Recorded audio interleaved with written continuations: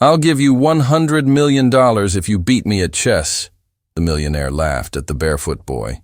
He didn't know he was betting against the wrong person, and that he would lose everything. The Black Knight hit the marble floor of Hayes Technology Tower like a gunshot.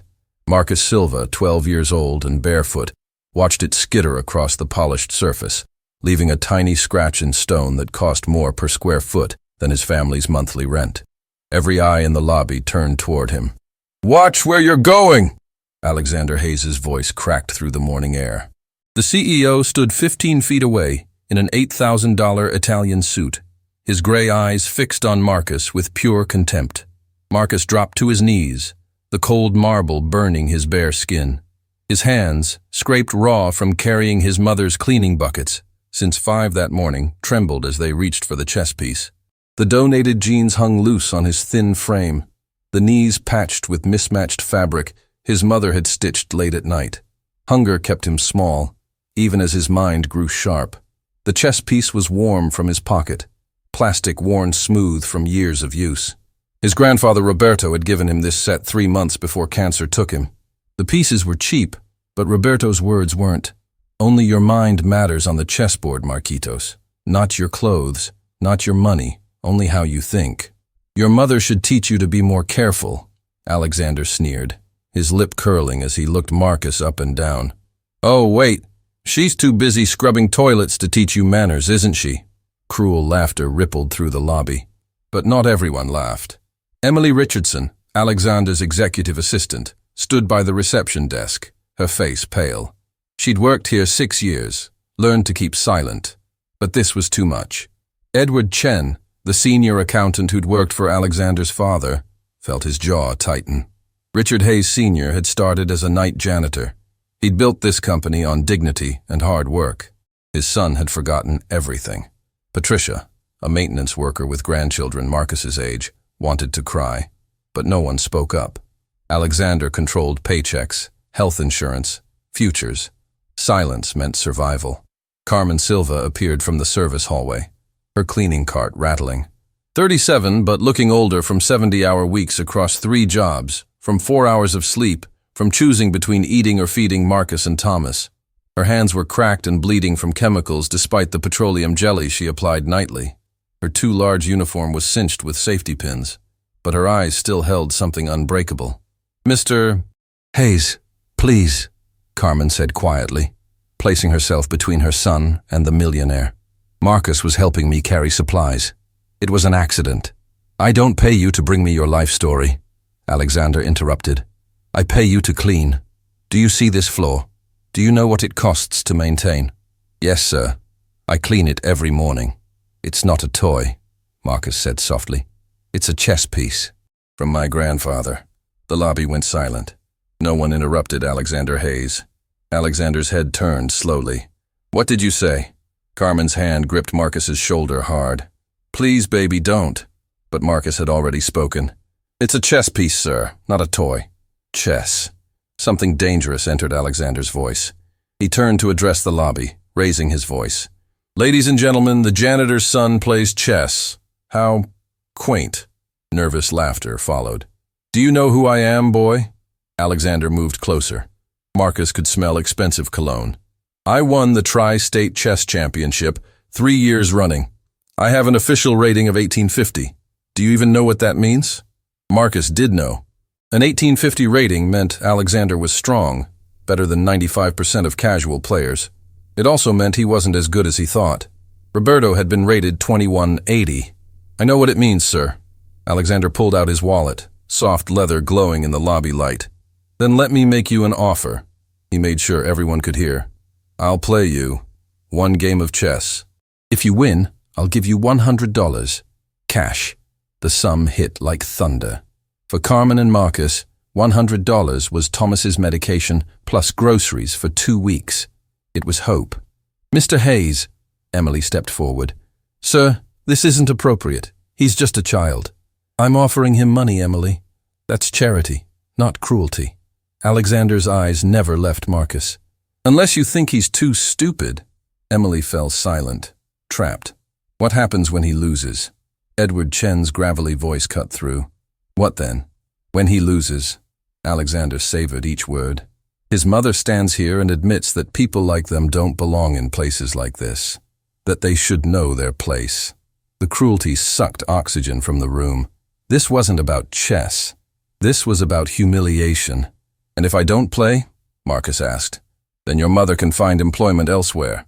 I won't have staff who raise cowards." Marcus looked at his mother. Carmen's eyes were bright with tears she refused to shed. Her jaw was set, spine straight. She gave the smallest nod. The decision was his. "I'll play," Marcus said quietly. The lobby erupted. Phones emerged. People pressed closer. "Excellent!" Alexander clapped. "Emily, clear my schedule.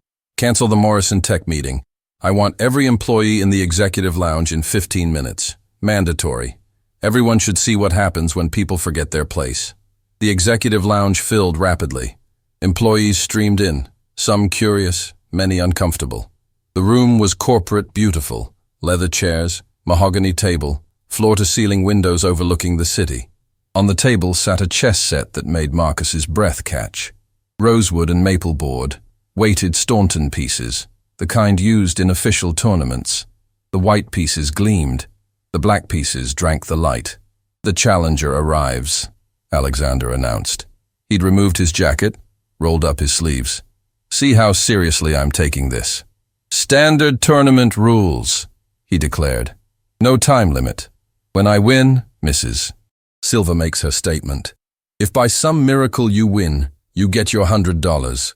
He laid out 5 crisp 20s next to the board. "There's your prize. Earn it." He gestured at the white pieces. "I'll let you have white. First move advantage. Consider it charity." Marcus took his seat, feet dangling above the floor. He felt like a child in an adult's world. Across the table, Alexander leaned back, perfectly comfortable. This was his domain. Marcus pushed his king's pawn forward, e4. "The king's pawn," Alexander smiled. "How predictable." He mirrored the move, e5. The game began. For 10 moves, Alexander played confidently, even carelessly. "That's how you control the center," he lectured as he captured a piece. "Basic strategy, folks." But Emily noticed something. The boy wasn't playing carelessly. Every sacrifice seemed deliberate, purposeful. By move 15, Alexander's smile had faded. The game hadn't ended in crushing defeat. The boy was lasting. Marcus didn't respond to Alexander's taunts. His eyes never left the board. He saw patterns, calculated sequences 7 moves ahead. Roberto's voice in his memory. "Chess is not about the pieces you see. It's about the pieces you imagine." Move 18. Marcus sacrificed his knight. Gasps echoed. Alexander took it immediately, confidence flooding back. Desperate moves from desperate players. But Carmen recognized the look on Marcus's face. Roberto used to get that same expression when setting a trap. 3 moves later, the trap began closing. Marcus's remaining pieces created a battery aimed at Alexander's exposed king. "Wait!" Edward Chen stepped closer, recognizing the pattern from a famous game decades ago. Alexander frowned, really studying the board for the first time. Something was wrong. His advantage was evaporating. The boy's pieces were suddenly everywhere. "You're running out of time," Alexander said, trying to regain control. Marcus moved his queen. Suddenly, Alexander's position looked sick. "This can't be right," Alexander muttered, calculating frantically. When had he lost control? Move 25. Marcus moved his rook to a square that seemed to accomplish nothing. But Alexander saw the trap. His hands trembled. No matter what he did, the boy had him. Whispers grew louder. "Is Hayes actually losing? The kid is really good. Where did he learn this?" Patricia gripped her colleague's arm, not understanding chess but understanding underdogs. Move 27. Alexander made his best defense. It wasn't enough. Marcus's hand hovered over his bishop. Around the room, chess players held their breath. Edward's eyes widened. The immortal game variation, the famous 1851 combination. This 12-year-old was recreating it. Marcus moved the bishop. Check. Alexander's king shifted. Marcus moved his knight. The piece floated in morning light before settling with a soft click. Checkmate. Marcus whispered. The word hung like a struck bell. Alexander stared at the board, tracing every piece, looking for escape. There wasn't one. His king was trapped by his own pieces. Checkmate. Complete. Undeniable. Mathematically perfect. "No," Alexander whispered. Then louder, "You cheated. You must have cheated." "How could he cheat?" Edward's voice cut through chaos. "Everyone watched. The game was fair. Someone was signaling. I recorded everything," a programmer named Kevin said from the back. "Nobody signaled anybody. He just played better than you." The simple truth hit Alexander like a blow. Carmen's knees went weak with relief so intense it hurt. Her son had won. "You promised $100, Marcus said quietly, looking up with eyes that held too much understanding for 12 years old. Every eye turned to Alexander Hayes. His hands shook as he grabbed his wallet, pulled out the 20s. He didn't hand them to Marcus. He threw them on the table, scattering across the chessboard. "Take it and get out. You and your mother both. You're fired, Mrs. Silva. Effective immediately." The cruelty sucked air from the room. "Mr. Hayes," Emily said, professional mask gone, replaced by anger. "You can't fire her for this. I can fire anyone I want. This is my company. I don't want people like them here. People like them." The words echoed with ugly implications. Patricia stepped forward, voice shaking. "This is wrong. Want to join her in unemployment?" Alexander whirled on her. Edward Chen moved forward, quiet but carrying weight. "Alexander, I've known you since you were 22. I worked for your father before you. Richard would be ashamed of what I just witnessed." Alexander's father's name landed like a grenade. "Don't you dare! Your father started as a night janitor," Edward continued relentlessly. "He cleaned toilets for 5 years. He never forgot where he came from. And you just humiliated a child because your ego couldn't handle losing. Get out! You're fired too. You can't fire me. I have a contract. And everyone here has video documentation. Think carefully about what you do next, because this is already spreading." As if summoned, phones around the room began buzzing. Someone had posted the video. It was already being shared. In the next hour, 10,000 views. By evening, 1 million. By morning, national news. But in that moment, all anyone could see was Marcus carefully gathering $100 while his mother fought tears. All anyone could hear was expensive shoes on carpet as Alexander Hayes stormed out, his humiliation complete. Marcus folded the bills and put them in his pocket. He walked around the table and extended his hand to Edward Chen. "Thank you for speaking up, sir." Edward shook the small hand, feeling calluses that shouldn't be there. "You played beautifully, son. Your grandfather would be proud." As Marcus and Carmen walked to the elevator, employees parted. But this time was different. This time, people were clapping. Soft applause that grew louder. Patricia pressed a business card into Carmen's hand. "My daughter runs a cleaning company. Better pay. Call her." "Thank you," Carmen whispered. In the elevator, Marcus leaned against his mother. "Did I do the right thing, Mama?" Carmen pulled him close. "You did everything right, mi amor. You showed them dignity can't be bought. That talent doesn't care about money. And you made your abuelo proud." As they exited into morning sunshine, neither knew this was just beginning. That by tomorrow, Marcus would be the chess kid who humiliated a millionaire. That job offers, scholarships, tournament invitations would pour in. That Alexander's world was about to crash. That Edward was already emailing the board. That Emily was documenting everything for a lawsuit that would change Hayes Technology forever. All they knew was they had each other. That Marcus had proven something important. That $100 was heavy in his pocket, real and earned. And that the chessboard didn't care if you were barefoot or wearing $1,000 shoes. It only cared if you could think. The bus ride home felt longer than usual. Carmen and Marcus sat in the back, away from other passengers. The $100 folded carefully in Marcus's pocket, feeling heavier with each passing block. Through the scratched window, the city slid by. Office buildings giving way to warehouses, warehouses to rundown apartments, the geography of inequality mapped in concrete and glass. Carmen's phone wouldn't stop buzzing. Text messages from numbers she didn't recognize. Voicemail notifications piling up faster than she could check them. She'd turned the sound off after the first dozen, but she could still feel it vibrating against her leg like a trapped insect trying to escape. "Mama," Marcus said quietly, his head resting against her shoulder. "Are we going to be okay?" Carmen wrapped her arm around her son, pulling him closer. The question was too big, too complicated. She didn't know how to answer honestly without scaring him, and she'd promised herself years ago never to lie to her children. "We've always been okay," she said finally. "We've been through harder things than this." But even as she said it, Carmen wondered if it was true. They'd survived Thomas's accident, the medical bills that swallowed their savings like a black hole. They'd survived evictions and shut-off notices and weeks where dinner was rice and whatever vegetables were cheapest at the discount market. They'd survived the kind of poverty that ground people down into dust. But this felt different. This was public. By now, those videos were probably everywhere. Her humiliation, Marcus's victory, Alexander's rage, all of it captured and shared and commented on by strangers who didn't know them, didn't understand what it cost to live like they did.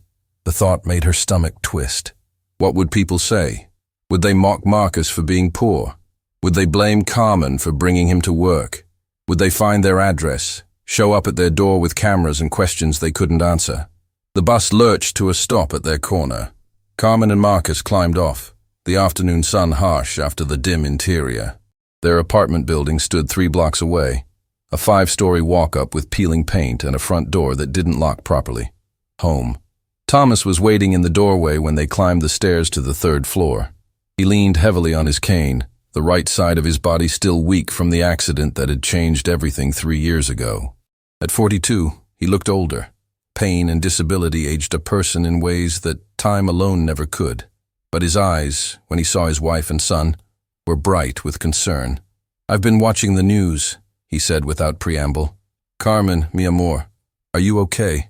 Is Marcus okay?" Carmen's composure, held together with sheer will for the past 2 hours, finally cracked.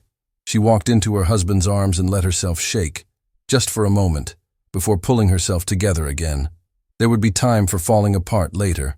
Right now, they needed to figure out what came next. "We're okay," she managed. "We're both okay." "The videos are everywhere," Thomas said, guiding them inside their small apartment. CNN picked it up.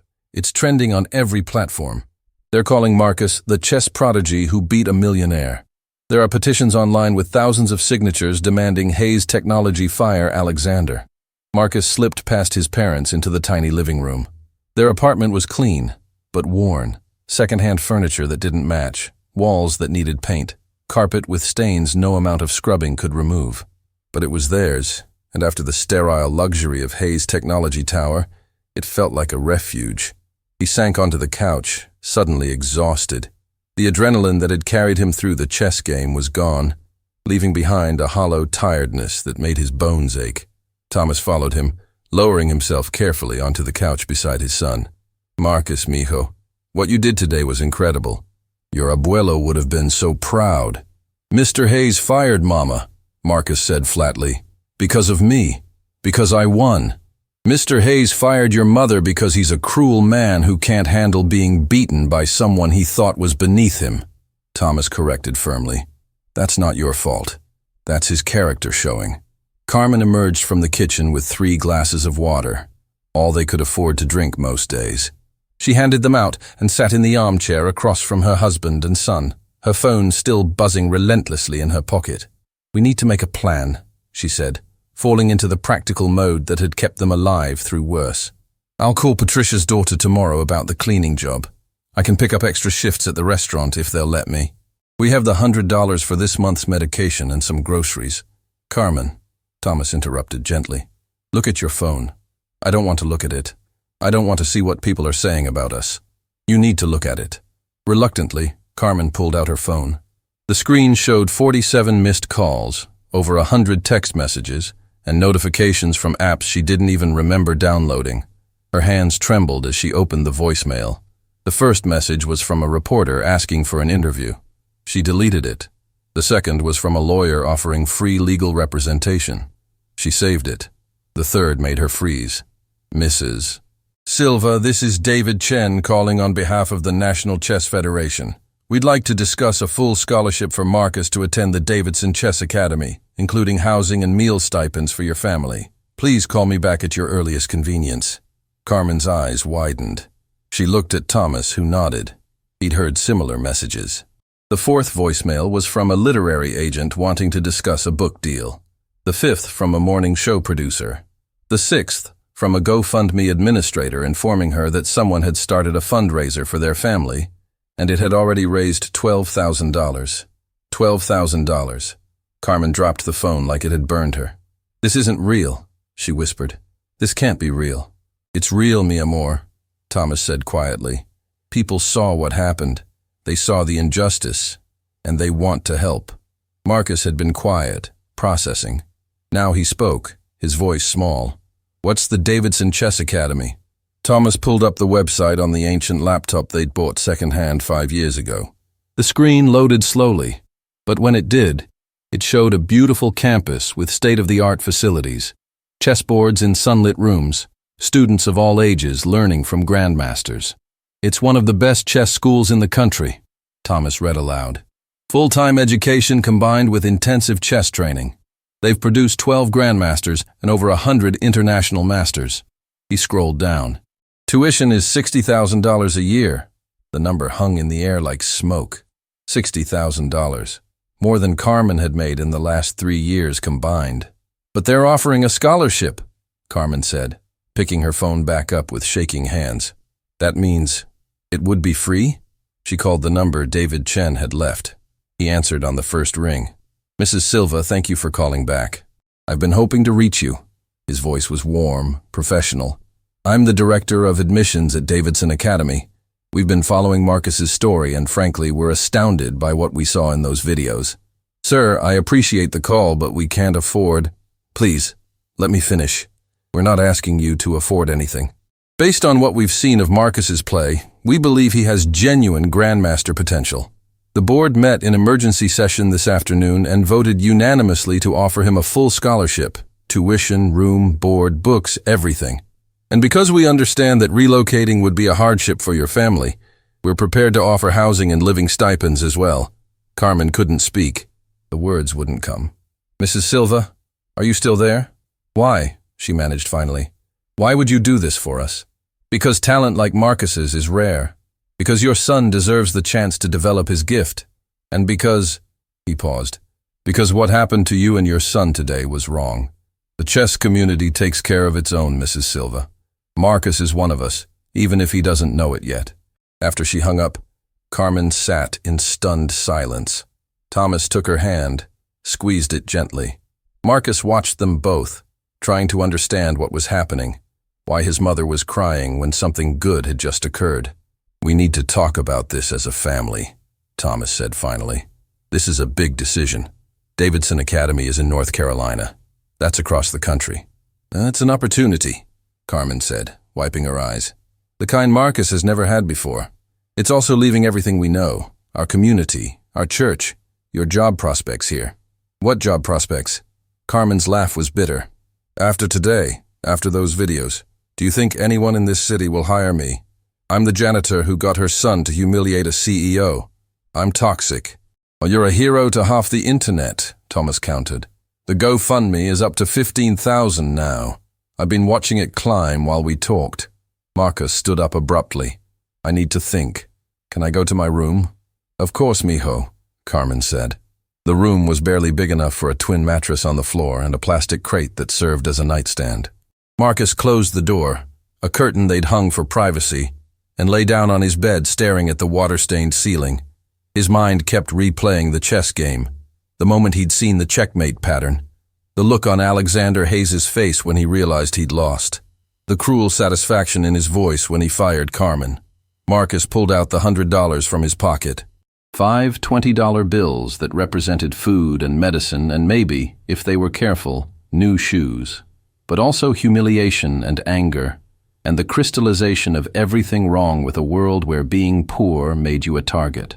Through the thin walls, he could hear his parents talking in low, urgent voices, making plans, weighing options, trying to figure out how to give their son a chance at a better life when they'd barely managed to keep him fed and sheltered for 12 years. The weight of it pressed down on Marcus's chest.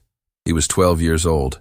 He should be worried about homework and friends and whether he'd make the soccer team.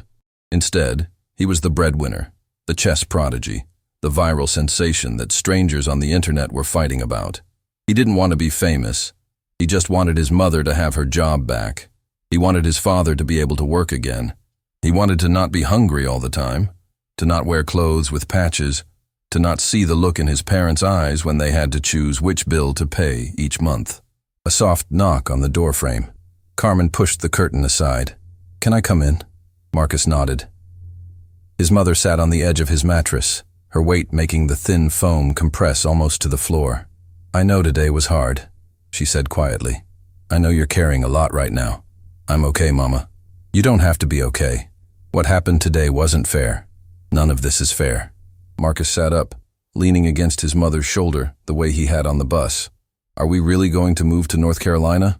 "I don't know. That's a decision we all need to make together. But Marcus, I need you to understand something." Carmen took his face in her hands, making him look at her. "Whatever we decide, it's not because of the money or the opportunity or what people on the internet think we should do. It's because we love you and want what's best for you. What if I don't know what's best for me? Then we figure it out together, as a family." They sat in silence for a moment, mother and son, in a room barely big enough for both of them, in an apartment that was falling apart, in a life that had just been turned completely upside down. Carmen's phone buzzed again. She looked at it, and her expression changed. "What is it?" Marcus asked. "It's Emily, from Hayes Technology." Carmen opened the message, read it quickly. She says the board of directors held an emergency meeting. They've suspended Alexander pending a full investigation, and they want to offer me my job back, with a raise and a formal apology. Are you going to take it? Carmen thought about walking back into that building, back into the place where her son had been humiliated and she'd been fired for having a talented child. She thought about facing those people who'd stood silent while Alexander mocked them. She thought about the whispers that would follow her through every hallway. "No," she said finally. "I don't think I am. Some bridges once burned should stay ash." That night, after a dinner of rice and beans stretched to feed 3 people, the family sat together in the living room. The ancient TV was on, muted, showing their story on the evening news. Marcus's face filled the screen, a screenshot from the video, his hand hovering over the chessboard, his expression focused and serious. The Chiron read, "Chess prodigy defeats millionaire CEO after cruel bet." "They're making me look like a victim," Marcus said, frowning at the screen. "You were a victim," Thomas replied, "of a grown man's cruelty and arrogance. But I won. Victims don't win." "Sometimes they do," Carmen said softly. "Sometimes they do." The news switched to footage of Hayes Technology Tower, where protesters had gathered outside with signs reading, "Fire Hayes" and "Justice for Marcus" and "Rich doesn't mean right." Security guards stood at the entrance, keeping the crowd back. "This is getting out of control," Thomas murmured. "This is bigger than us now." He was right. What had started as a cruel bet in a corporate lobby had become a national conversation about class, dignity, and the way society treated its most vulnerable members. Marcus was no longer just a 12-year-old boy who was good at chess. He was a symbol, and symbols, Carmen knew from history, were dangerous things to be. They couldn't just be children.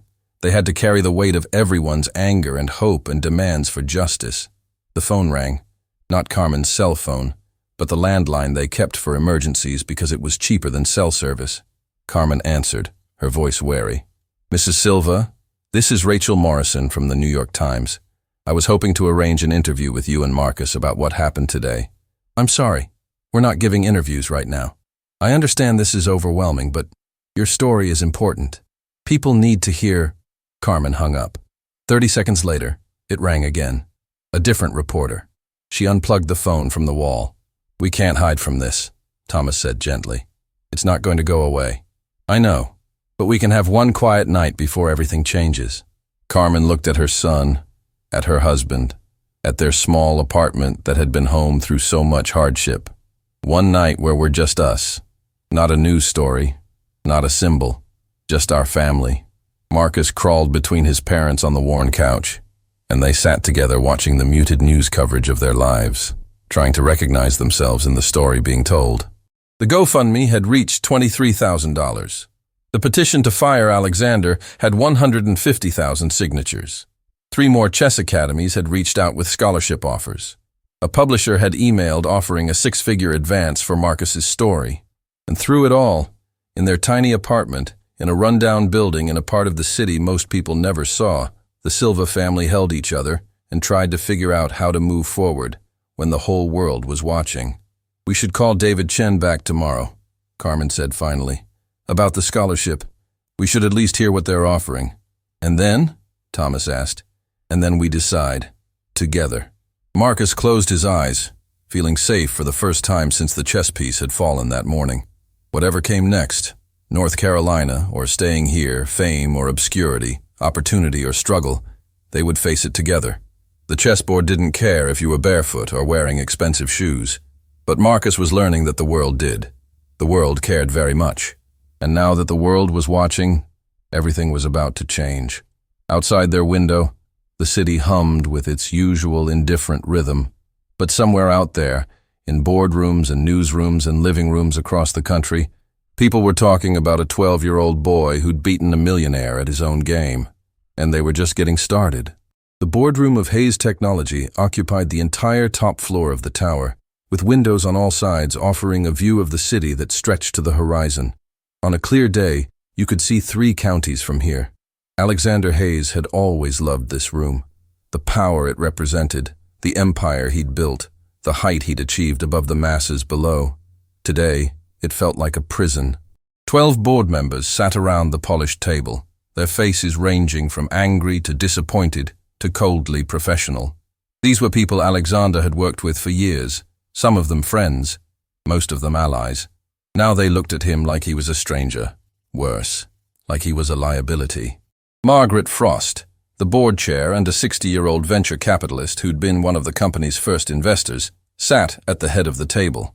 Her silver hair was pulled back in a severe bun, her expression carved from ice. "Alexander," she said without preamble, "in 24 hours, you have cost this company $17 million in cancelled contracts, damaged our reputation beyond measure, and made us the subject of national ridicule. I'd like to hear your explanation." Alexander's hands gripped the armrests of his chair. He'd barely slept, hadn't eaten, had spent the night watching the videos spread across the internet like a virus. Each share, each comment, each news segment had been a knife twisting deeper. "It was a misunderstanding," he said, hearing how weak the words sounded. "A bet that got out of hand." "A bet?" Margaret's voice could have frozen water. "You publicly humiliated a 12-year-old child. You mocked his poverty. You fired his mother when he won fairly. And you think that's a bet that got out of hand?" "I was provoked." "By a child?" Edward Chen spoke up from his seat near the window. The old accountant looked like he hadn't slept either, but his eyes were sharp. "A barefoot child who was helping his mother clean our floors provoked you into this behavior? Edward, you don't understand the pressure I'm under. The quarterly reports, the investor demands." "I understand pressure," Edward interrupted. "I've been handling this company's finances for 30 years. What I don't understand is cruelty. Your father built this company on dignity and respect. You've turned it into a circus." The words hit harder because they were true. Alexander's father, Richard Hayes Sr., had been everything Alexander wasn't. Humble, kind, aware of his roots. Richard had started as a janitor, worked his way up through sheer determination, and never once forgotten where he came from. Alexander had inherited an empire and forgotten the foundation it was built on. "The question now," Margaret continued, "is what we do about it. We have protesters outside our building. Employees are threatening to quit in solidarity with Mrs. Silva. Our stock dropped 6% yesterday alone. The PR damage is catastrophic." "I can fix this," Alexander said desperately. "Give me a chance to make it right. I'll apologize publicly. You'll do nothing," Margaret cut him off. "You're suspended, effective immediately. Pending a full investigation into your conduct and fitness to lead this company." The words landed like a death sentence. "You can't do this. I built this company into what it is today. You inherited a company your father built," Edward said quietly, "and you've spent 5 years slowly destroying his legacy." Alexander stood abruptly, his chair scraping against the floor. "This is because of that kid? Because some janitor's son got lucky at a chess game? This is because you revealed who you really are," Margaret said, standing to face him. And what we saw was unacceptable. Clean out your office. Security will escort you out. 300 miles away, in a modest hotel room paid for by the GoFundMe donations, Carmen sat with Marcus and Thomas, staring at the contract from Davidson Chess Academy spread across the bed. The terms were generous, more than generous. Full scholarship for Marcus, housing for the family in a 3-bedroom apartment on campus, monthly stipend for living expenses, health insurance, Thomas's medical care covered. Everything they'd struggled for, handed to them on a silver platter. "It's too much," Carmen whispered. "Nobody gives away this much for nothing." "They're not giving it away for nothing," Thomas said, reading through the fine print with the careful attention of someone who'd learned to spot traps. "They're investing in Marcus's talent, and in return they get to say they trained the kid who beat Alexander Hayes. The publicity alone is worth millions to them. So, we're being used?" "We're being given an opportunity," Thomas corrected. "There's a difference. Using us would be forcing us into something we don't want. This is offering us a choice." Marcus hadn't said much all morning. He sat on the edge of the bed, still wearing the same patched jeans from yesterday, the $100 now in his mother's purse earmarked for groceries. The phone calls had continued through the night. Reporters, lawyers, chess coaches, people who claimed to be family members they'd never heard of. "Marcus," Carmen said gently, "this is your decision. We'll support whatever you choose." "What do you want me to choose?" he asked. "I want you to be happy. I want you to be safe. I want you to have opportunities I never had." "But what do you want?" Carmen looked at her son, this 12-year-old who'd been forced to grow up too fast, who'd carried burdens no child should carry. She wanted to tell him they could stay here, scrape by like they always had, keep their small life with its small struggles. But that would be selfish. That would be choosing her comfort over his future. "I want you to have the chance to become everything you're capable of being," she said finally, "even if it scares me, even if it means changing everything." Marcus nodded slowly. "Can I talk to them? The academy people?" David Morrison arrived at the hotel within an hour of Carmen's call. He was in his 50s, athletic build going soft around the middle, with kind eyes and a chess pin on his lapel. He shook hands with Thomas, nodded respectfully to Carmen, and then focused entirely on Marcus. "I'm not going to lie to you," Morrison said, sitting across from the family in the hotel's small lobby. "This isn't going to be easy. Davidson Academy is intense. 6 hours of chess study a day, on top of regular schoolwork. Tournaments every month. Pressure to perform. Some students crack under it." "Why are you telling me this?" Marcus asked. "Shouldn't you be trying to convince me to come?" Morrison smiled. "I could lie and tell you it's all wonderful, but you're smart enough to see through that. The truth is, we want you because we believe you have rare talent, but I need you to want to be there. Not because of the scholarship, not because of what happened with Hayes, but because you love chess enough to work harder than you've ever worked before." "I do love chess," Marcus said quietly. "It's the only place where being poor doesn't matter. It's also the place where being talented isn't enough," Morrison replied. "Chess at the highest levels requires obsession, sacrifice, thousands of hours of study. Are you willing to give that?" Marcus thought about his grandfather Roberto, the way his eyes would light up when they played, the way he'd taught Marcus to see patterns others missed, to think 7 moves ahead, to understand that chess was about patience and strategy and the long game. "My abuelo told me that a pawn can become a queen," Marcus said, "that no matter where you start, you can transform into something powerful if you make the right moves." Morrison's eyes glistened. "Your grandfather was a wise man. He was rated 2180 before he got sick." "I know. I looked up his record. Roberto Silva. He played in the Pan American Championship in 1989. Beat a grandmaster in round 4. Morrison leaned forward. "Marcus, you have his gift. But more than that, you have his heart. That's what we saw in those videos. Not just talent, but character. What if I'm not good enough?" The question came out smaller than Marcus intended. "Then you'll fail," Morrison said simply. "But you'll fail while trying to become something great. That's better than succeeding at staying small." That evening, the Silva family made their decision. They called Morrison and accepted the scholarship. They called Patricia's daughter to thank her but declined the cleaning job. They started making lists of what they'd need to pack, what they could sell, what they'd leave behind. It felt like dismantling a life, but it also felt like building a new one. Carmen sat on the hotel bed after Marcus and Thomas had gone to sleep in the adjoining room, scrolling through the messages on her phone. Among the hate mail and the interview requests and the conspiracy theories, there were messages from other mothers. My son is brilliant too, but we can't afford to nurture his gift. Thank you for showing us it's possible. I clean houses like you. Seeing your son win gave me hope for my daughter. You raised a good boy. That's success no matter what happens next. The messages made her cry. Not sad tears, but the overwhelmed kind that came from realizing you'd become part of something bigger than yourself. Marcus hadn't just beaten Alexander Hayes at chess.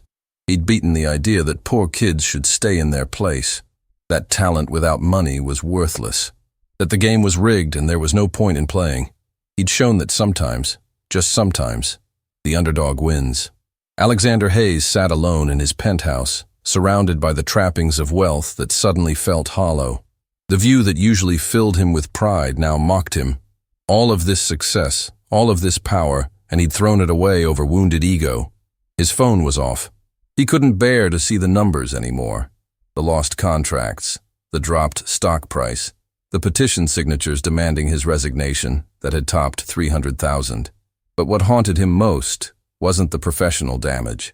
It was the memory of Marcus's face during the chess game, the concentration, the intelligence, the quiet dignity of a child who'd been dealt a terrible hand in life and was playing it the best he could. Alexander had seen that same look in old photographs of his father at that age. Richard Hayes at 12, already working after school to help support his family, already learning that hard work and integrity mattered more than status or wealth. When had Alexander forgotten that? When had he become the kind of man who'd mock a child for being poor, who'd fire a hard-working woman to salvage his pride? He walked to his study, to the desk that had belonged to his father. In the bottom drawer, kept under lock and key, was a framed photograph he couldn't bear to display. Richard Hayes Sr., in his janitor's uniform, standing in front of the building he'd just cleaned, smiling despite the early morning hour and the hard work ahead. The back of the frame had an inscription in his father's handwriting. Never forget where you came from. Stay humble. Stay kind. Alexander had failed on both counts. His phone buzzed. He'd turned it back on, unable to maintain the isolation.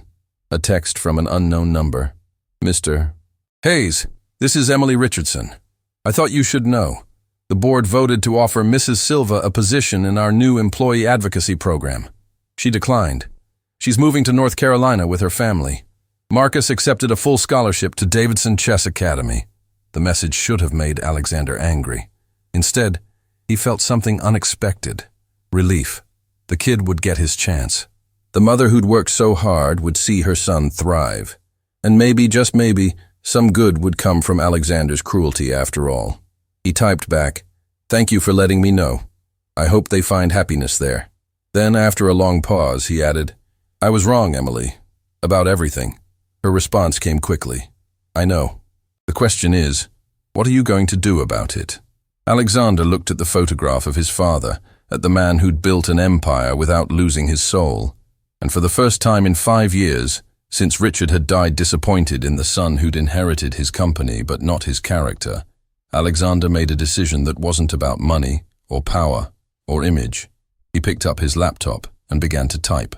The next morning, before the Silva family left for North Carolina, Carmen's phone buzzed with a news alert. Hayes Technology CEO publishes open letter. I failed to honor my father's legacy. She clicked on the link, not sure what to expect. Alexander's face appeared in the article photo. Not the arrogant CEO from the chess game, but something more human, humbled. The letter was long, but Carmen read every word. I owe an apology to Marcus Silva, to his mother Carmen, and to everyone who witnessed my behavior. What I did was cruel, unjustifiable, and a betrayal of everything my father built this company to represent. My father, Richard Hayes Sr., started as a janitor. He cleaned the same floors that Carmen Silva cleaned, scrubbed the same toilets, worked the same thankless hours. He taught me that a person's worth isn't measured by their job or bank account, but by their character and their choices. I forgot that lesson. I let success make me arrogant. I let wealth make me cruel. And when a 12-year-old boy reminded me that intelligence and dignity don't require money, I lashed out instead of learning. Marcus Silva didn't humiliate me. I humiliated myself. To make amends, I'm announcing several changes. First, I'm donating $1 million to Davidson Chess Academy's scholarship fund to ensure other talented children like Marcus get opportunities regardless of their economic situation. Second, Hayes Technology is establishing the Richard Hayes Senior Foundation, which will provide education grants to children of working-class families. Third, I'm stepping down as CEO, not because the board demands it, but because I need to remember what real work looks like, what humility feels like, what it means to earn respect rather than demand it. I can't undo the harm I caused, but I can try to ensure that the lesson Marcus taught me, that dignity and talent transcend poverty, helps others who are struggling like his family struggled. To Marcus, you played beautifully. Your grandfather would be proud. I hope you become a grandmaster someday, and when you do, I hope you remember that you earned it through your own brilliance, not because a fool like me tried to make you small and failed. To Carmen, you raised an extraordinary son. I'm sorry I couldn't see that until after I'd hurt you both. And to my father, whose memory I've dishonored, I'm sorry. I'll try to do better. I'll try to be the man you raised me to be. Carmen's hands trembled as she finished reading. Thomas read over her shoulder, his own eyes wet. Do you believe him? Thomas asked quietly. I don't know, Carmen admitted. But I believe in second chances. And I believe that sometimes when we're broken enough, we can rebuild into something better. Marcus appeared in the doorway, already dressed for the trip to North Carolina. Was that about Mr. Hayes? Yes. Is he sorry? He says he is. Marcus thought about this. Abuelo used to say that in chess, sometimes you have to sacrifice pieces to win. Maybe Mr. Hayes is sacrificing his pride. Carmen pulled her son into a hug. When did you get so wise? I had good teachers. As their bus pulled away from the city that had been the only home Marcus had ever known, Carmen looked back at the skyline one last time. Somewhere in those buildings, Alexander Hayes was learning to be humble. Somewhere, Edward Chen was helping rebuild a company's culture. Somewhere, Emily Richardson was documenting changes that would help other working families. And here, on this bus heading to a new life, the Silva family was learning that sometimes the hardest moves lead to the best positions.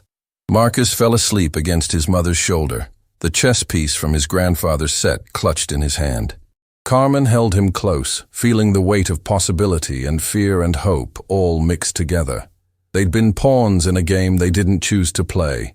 But pawns, as Marcus's grandfather had taught him, could transform into queens. And transformation, Carmen was learning, was just another word for hope. The Davidson Chess Academy campus looked like something from a movie. Brick buildings covered in ivy, perfectly manicured lawns, students walking between classes with expensive chess sets tucked under their arms. Everything was clean, orderly, deliberate. A world away from the cracked sidewalks and graffiti-covered walls Marcus had known his entire life. Carmen gripped Thomas's hand tighter as they walked through the entrance gate. Their entire life fit into 4 suitcases and 2 cardboard boxes. Everything else, furniture that didn't match, kitchen appliances held together with duct tape, a TV older than Marcus, had been sold or given away. This was it, their fresh start, paid for by a 12-year-old's talent and a millionaire's cruelty. David Morrison met them at the administration building, his smile genuine and warm.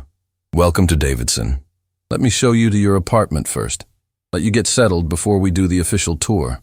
The apartment was on the edge of campus, in a building reserved for faculty and scholarship families. When Morrison opened the door, Carmen's breath caught in her throat.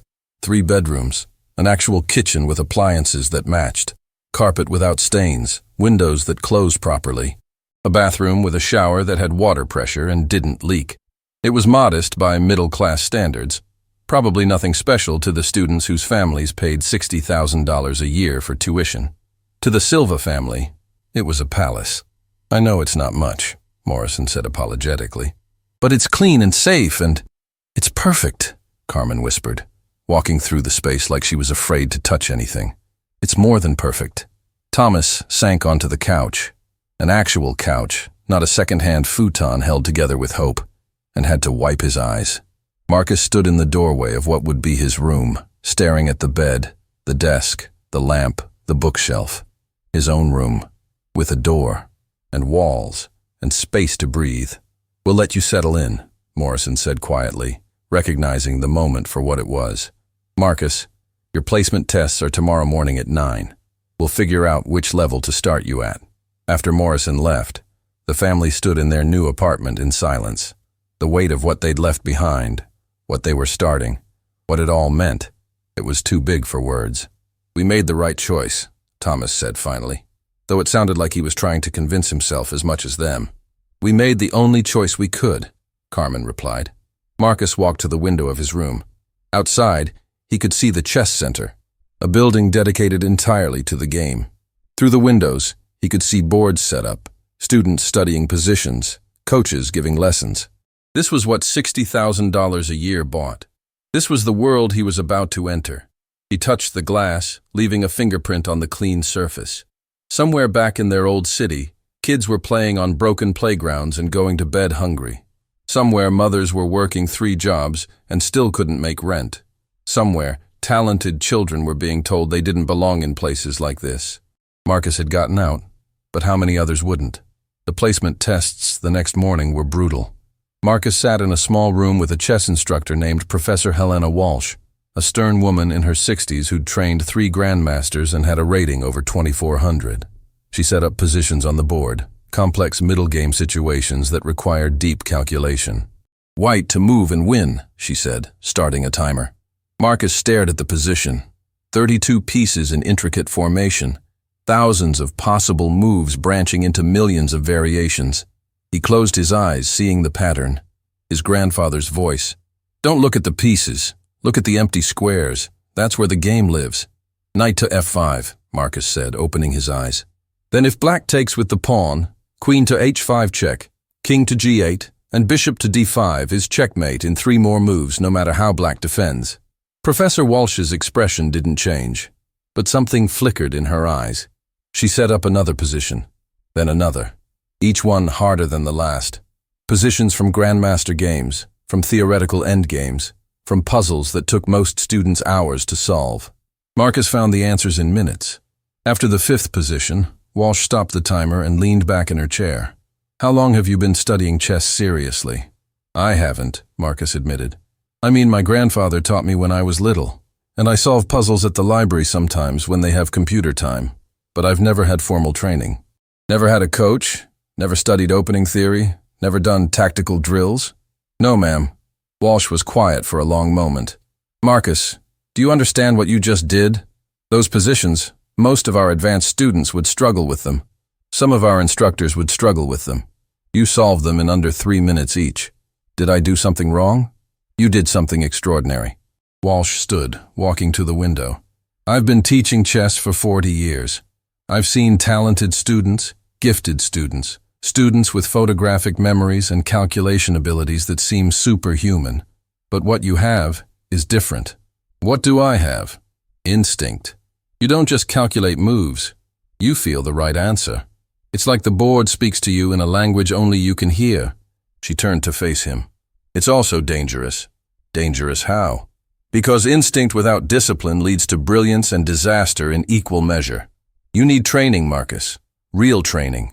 Theory, strategy, endgame technique. Your raw talent will carry you far, but to become a master, you need to transform that talent into skill." Marcus nodded, not fully understanding, but sensing the importance of her words. "I'm placing you in the advanced group," Walsh continued. "You'll be the youngest student by 3 years. The others have been studying here for at least 2 years. They come from chess families, have had private coaches since they were 6. No theory that you've never heard of. They're going to resent you. Why? Because you're better than them without even trying. And nothing makes people angrier than someone who has naturally what they've worked years to achieve." That afternoon, Marcus attended his first group lesson. The advanced classroom held 12 students, ages 15 to 17, all staring at him with expressions ranging from curiosity to hostility. The instructor, a young international master named Coach Ryan Brooks, gestured for Marcus to sit. "Everyone, this is Marcus Silva. Some of you may have seen the videos. He's joining our advanced group. A tall boy with expensive clothes and perfectly styled hair spoke up. Isn't he 12? Why is he in our class? Because he tested at your level, Jeremy, Coach Brooks replied mildly. He beat some CEO at chess, Jeremy continued, his voice dripping with disdain. That doesn't mean he knows real chess. Probably just got lucky. Marcus felt his face burn but said nothing. He'd learned long ago that responding to bullies only made things worse. Then you won't mind playing him, Coach Brooks said, pulling out a board. Jeremy, you're white. Marcus, black.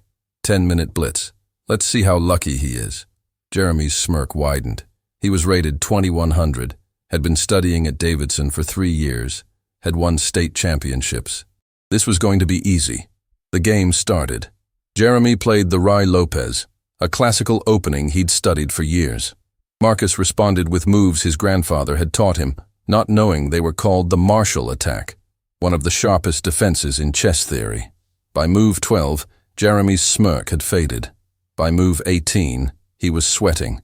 By move 23, his king was trapped in a mating net so intricate that 2 other students came over to watch.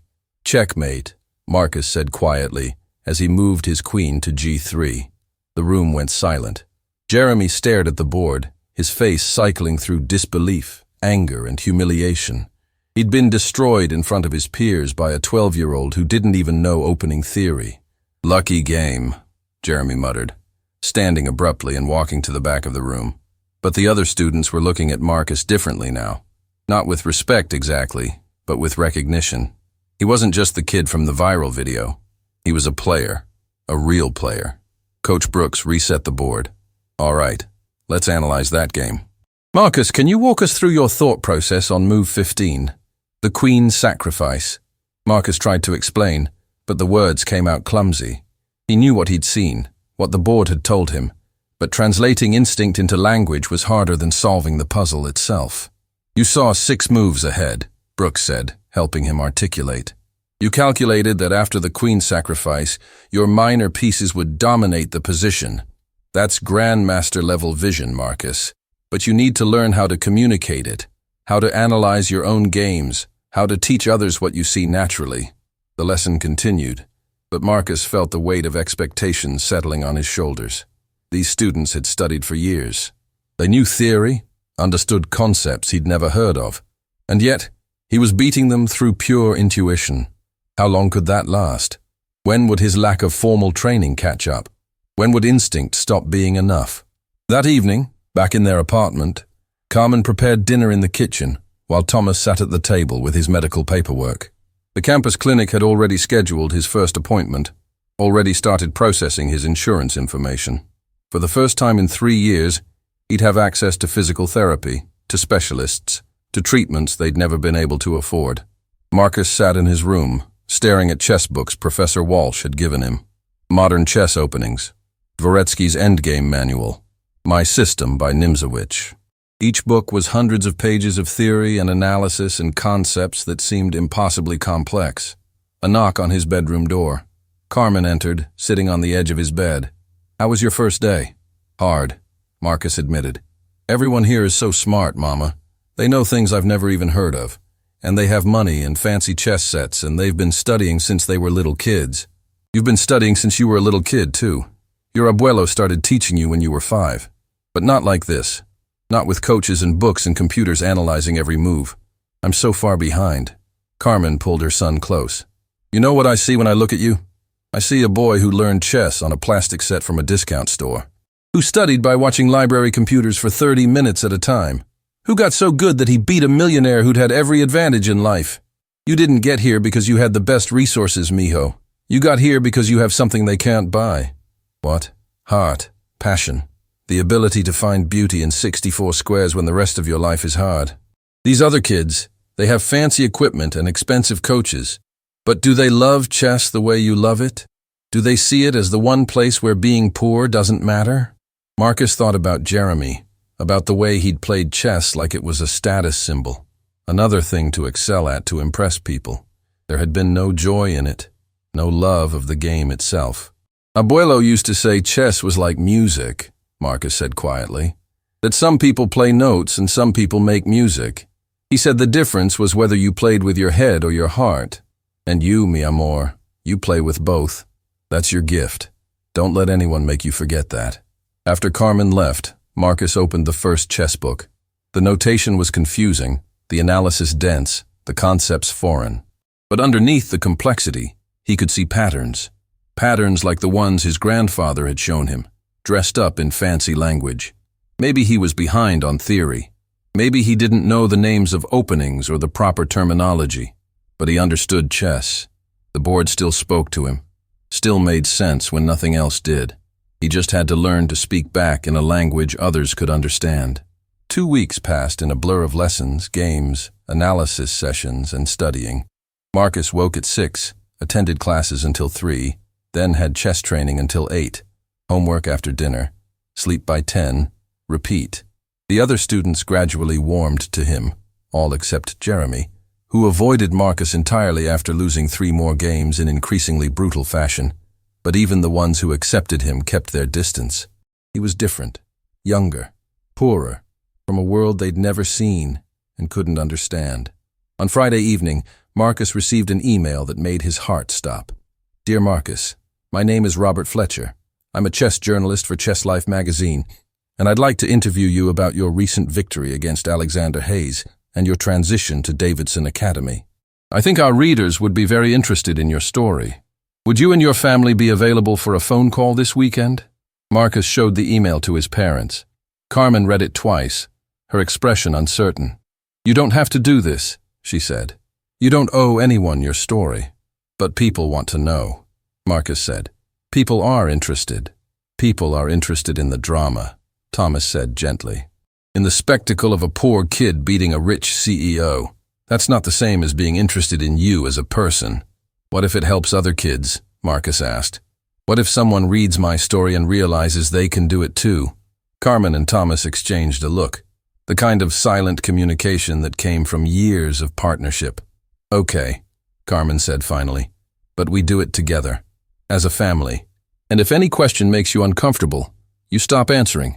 Deal? Deal. The interview happened Saturday morning. Robert Fletcher turned out to be kind, thoughtful, asking questions that went deeper than Marcus expected. What was going through your mind when Mr. Hayes made that bet? I was scared, but also angry. Not for me, for my mama. He was trying to humiliate her, and she'd never done anything wrong except work hard.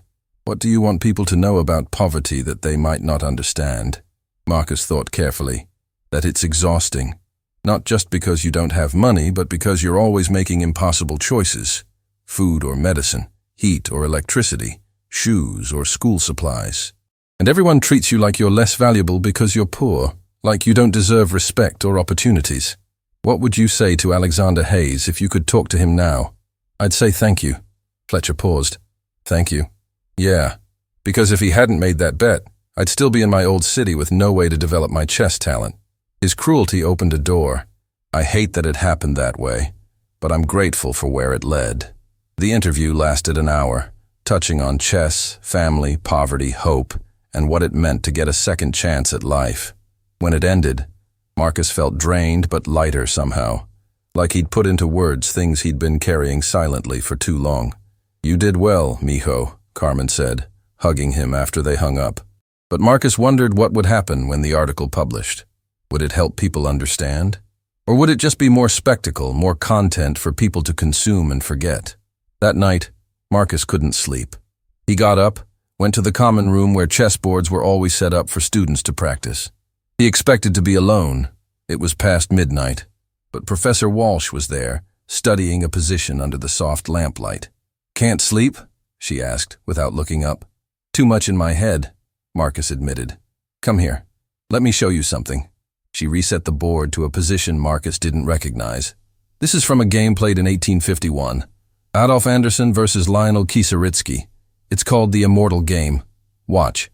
She played through the moves, showing how Anderssen sacrificed both rooks, a bishop, and his queen to deliver checkmate with the remaining minor pieces. It was beautiful, reckless, and brilliant. You know what made this game immortal? Walsh asked. Not the tactics, though they're stunning. It was that Anderssen saw something others couldn't see.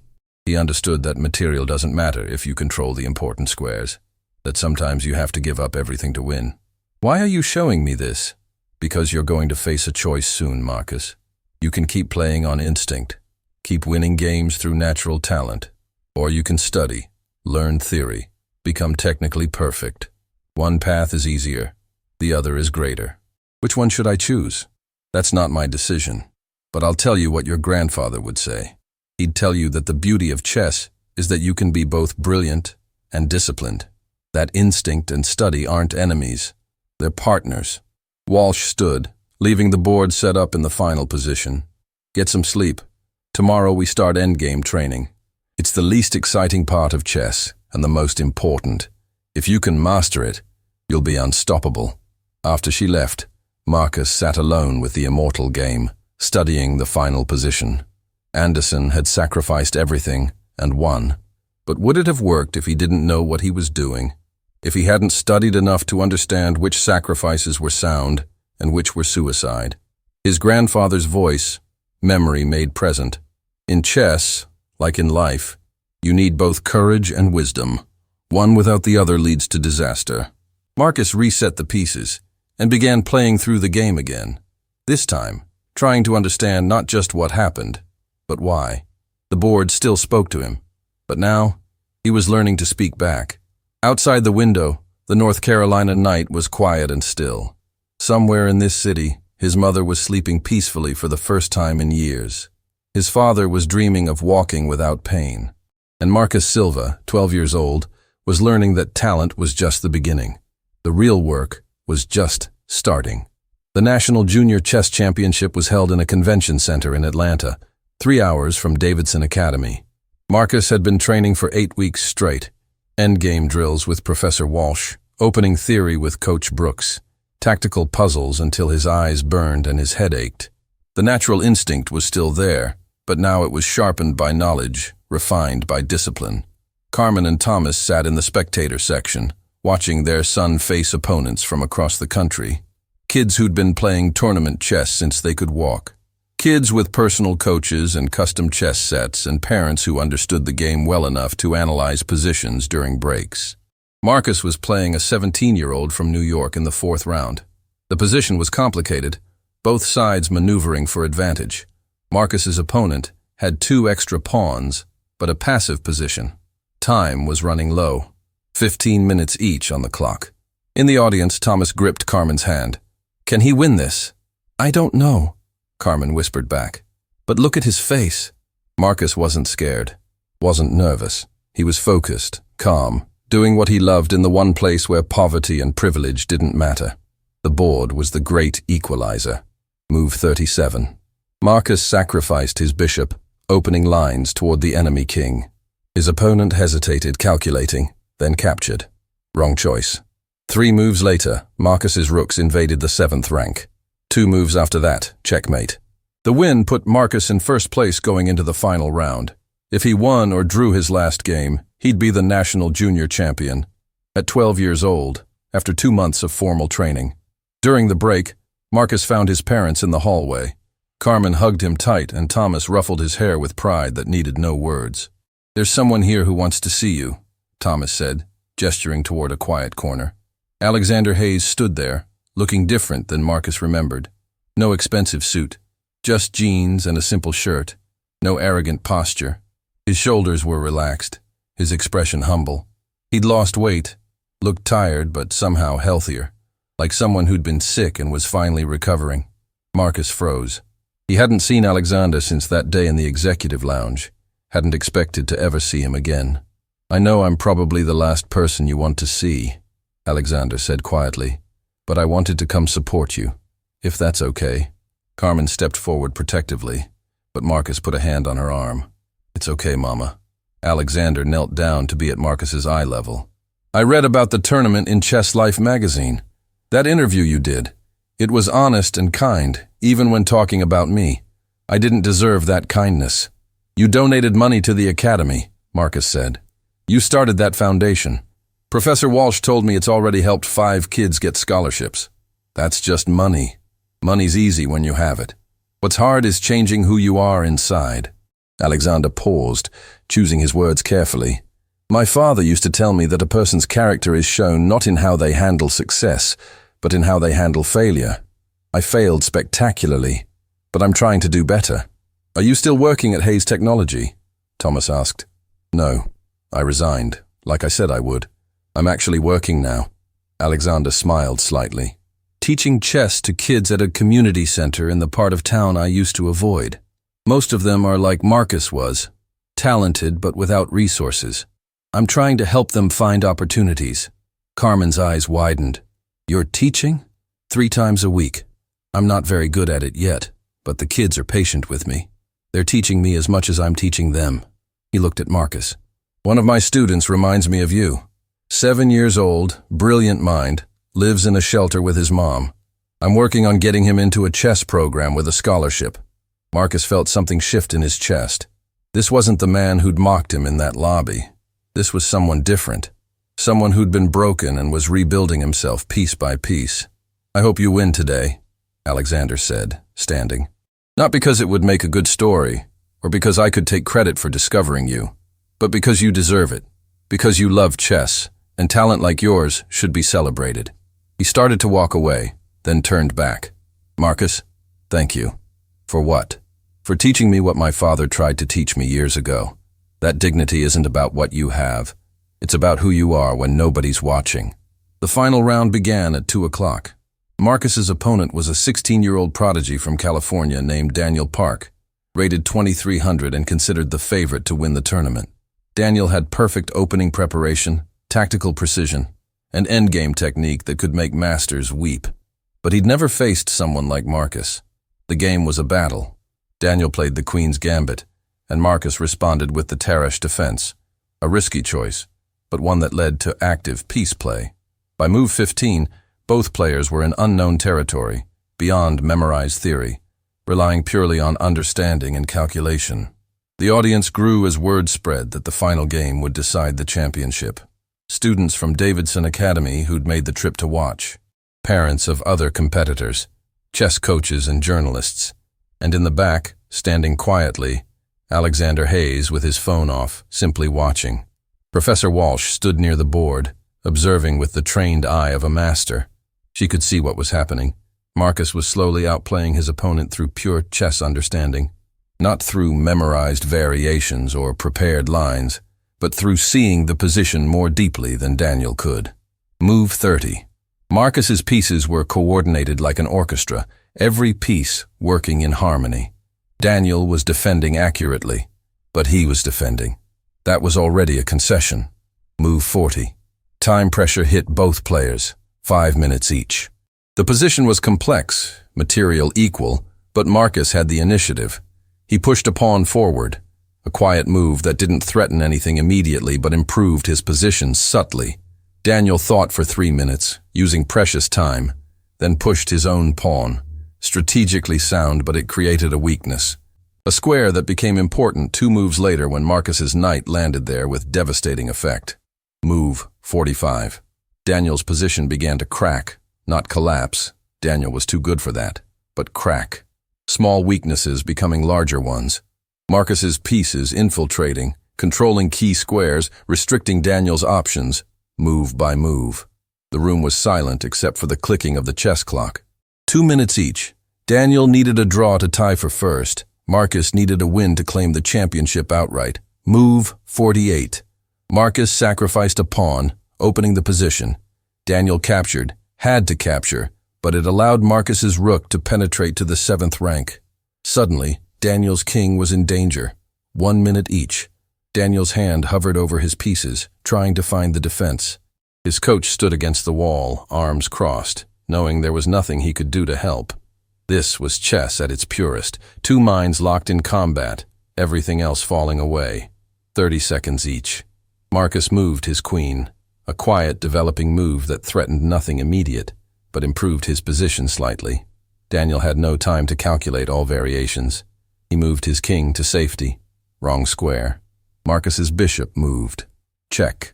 Daniel's king stepped away. Marcus's rook shifted. Another check. The combination unfolded like a flower blooming. Each move forced, each response predictable. the outcome inevitable.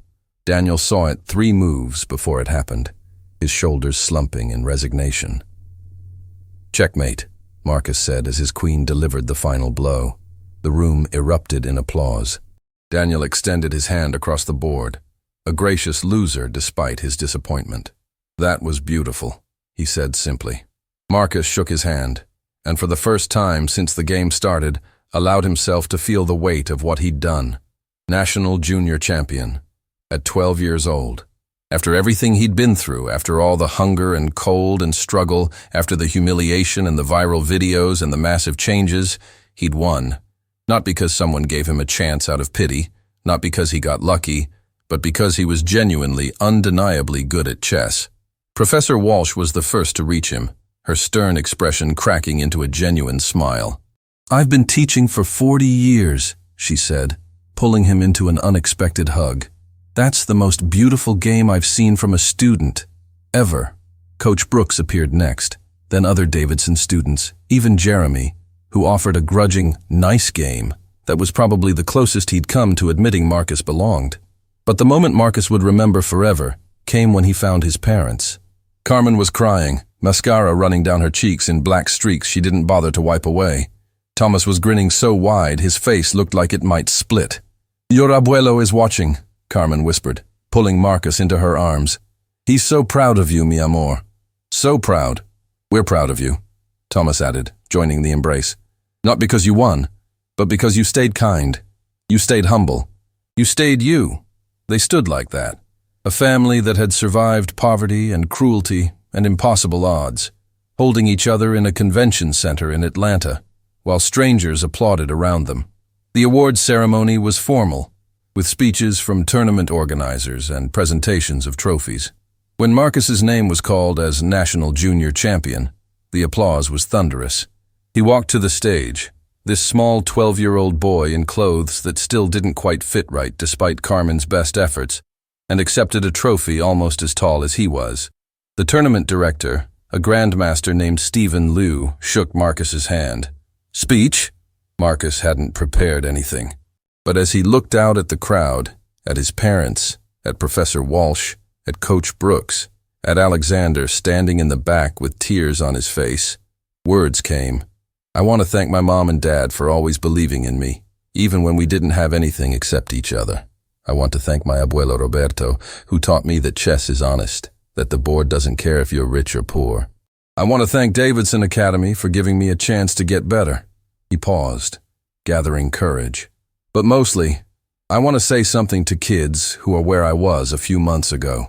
Kids who are hungry, who wear clothes that don't fit, who feel invisible because the world treats poor people like they don't matter. You do matter. Your dreams matter. Your talent matters. Don't let anyone tell you that you can't do something because of where you come from." His voice grew stronger. "A few months ago, someone tried to humiliate me because I was poor. He thought beating me at chess would prove that rich people are better than poor people. But he was wrong.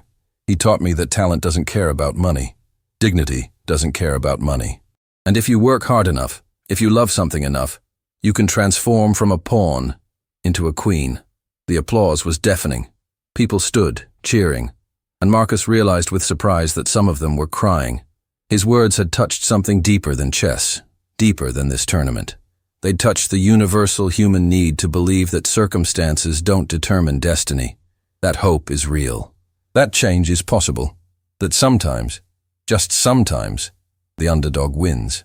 After the ceremony, as they packed up to leave, Alexander approached one final time. He handed Marcus a small box, wrapped simply. "What is this?" Marcus asked. "Open it." Inside was a chess set. Not expensive or fancy, just simple wooden pieces, the kind you'd find at a modest store. But carved into the base of the White King were words. "For Marcus, who taught me to see clearly. A.H." "It's not much," Alexander said, "but I wanted you to have something from me that wasn't about money. Just a reminder that people can change, that mistakes don't have to define us forever." Marcus looked at the set, running his fingers over the carved words. "Are you happy now? Teaching those kids?" Alexander considered the question. "I'm not rich anymore. I sold most of what I owned to fund the foundation. I live in a small apartment and take the bus to work. Some of my old friends won't talk to me. But yeah, Marcus, I'm happier than I've been in years. Why? Because I'm finally doing what my father did, helping people instead of using them, building people up instead of tearing them down. It turns out that making a difference in someone's life feels better than making another $1 million. Carmen appeared at Marcus's side. She looked at Alexander for a long moment, then extended her hand. Thank you for coming today, and thank you for trying to be better. Alexander shook her hand, his eyes glistening. Thank you for raising a son who showed me it was possible. The drive back to Davidson Academy took 3 hours. Marcus fell asleep in the back seat, his trophy beside him, the chess set from Alexander in his lap. He dreamed of his grandfather, of playing games on a kitchen table, while Roberto explained the beauty of a well-played endgame. In the dream, Roberto smiled at him. You made it, Marquitos. You became a queen. Carmen and Thomas talked quietly in the front seat, making plans for the future. Thomas's physical therapy was working. He could walk short distances without his cane now. Carmen had been offered a job at Davidson Academy's administrative office, something with benefits and respect and a salary that would let them save money for the first time in their lives. They'd come so far. From a crumbling apartment, where they chose between heat and food, to a place where Marcus could pursue his dreams and they could live with dignity. All because a 12-year-old boy had the courage to accept an impossible bet. All because talent, when given a chance, can transform everything. When they arrived back at campus, Professor Walsh was waiting with news. Marcus, the United States Chess Federation wants to invite you to the National Squad Training Camp. It's where they develop future grandmasters, future Olympiad players. You'd be the youngest player they've ever invited.